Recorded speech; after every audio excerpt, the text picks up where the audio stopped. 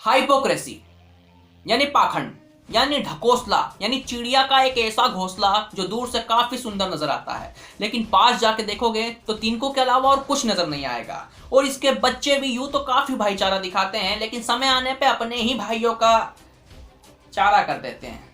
और ऐसा ही कुछ हुआ 19 जनवरी 1990 को। 19 जनवरी 1990 जब कश्मीरी पंडितों को पहली बार ऐसा लगा कि वो अपने ही देश में बेघर हो गए हो और निजाम मुस्तफा के नारे ऐसे लगने लगे मानो वो हिंदुस्तान नहीं पाकिस्तान हो। मतलब आज ही के दिन 1990 में कश्मीरी पंडितों को उन्हीं के देश में एक चॉइस दे दी गई थी, रालीव गालीव चालीव, यानी कि या तो कन्वर्ट हो जाओ, मर जाओ, या फिर चले जाओ लेकिन अपनी बीवियों के बगैर। मतलब जो लोग इस देश के नागरिक नहीं हैं, उन रोहिंग्याओं को इस देश में बसाने की बात हो रही है, उस पर आंदोलन हो रहा है, बड़ा जोर शोर से डिबेट की जा रही है। लेकिन इसी देश में जो लोग बेघर हो गए हैं और इसी देश में जो रेफ्यूजी बन के रह रहे हैं, उन लोगों को बसाने की बात तो कोई कर नहीं रहा। लेकिन आज हम इस बारे में बात करने वाले हैं कि जो घटना 1990 में घटी वो 1990 में ही हुई या फिर उसके पहले से इसकी प्लानिंग की जा रही थी।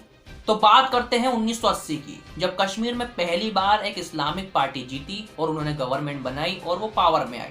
पावर में आते ही उन्होंने 2500 गांवों के नाम बदल के इस्लामिक नाम रख दिए गए। अब देखने में काफी सिंपल है कि इस्लामिक नाम रख दिए, इससे क्या होगा, लेकिन इसका साइकोलॉजिकली बहुत इफेक्ट होता है भाई।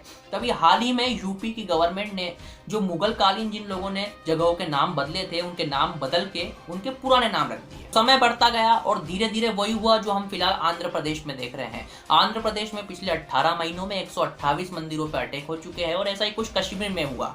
लोगों ने आवाज उठाई भी होगी तो भी वहां पे जो गवर्नमेंट थी वो इस्लामिक पार्टी से थी, तो इसलिए आवाज दबाने में काफी आसानी हुई। अब आप ये सोच रहे होंगे कि मंदिर ही तो तोड़े, किसी की जान थोड़ा ली है, लेकिन आपने पैटर्न नहीं समझ रहे। वो यहाँ पे मंदिर तोड़ने का उनका मकसद नहीं है, उनका मकसद है आपकी लिमिट जांचना। आप कब रिएक्ट करते हैं, क्या लिमिट और कितना सहन कर सकते हैं और कितना सहन करने के बाद में रिएक्ट करते हैं, ये चीज वो देखना चाहते थे।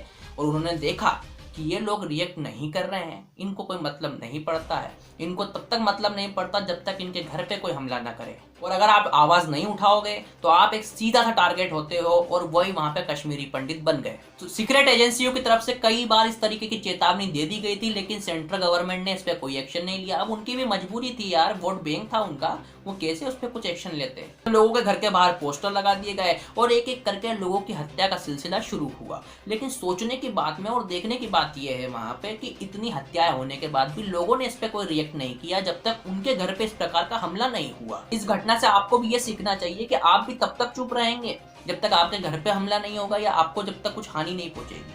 आप चुप रह सकते हैं तो चुप रहिए, जैसा वहां पे हुआ हो सकता है कल आपके साथ हो। इसलिए इस पे रिएक्ट करना थोड़ा सा जायज़ है और सोचिए कि हमें इस पे रिएक्शन करना चाहिए या नहीं करना चाहिए। ये कोई सिंपल मैटर नहीं है।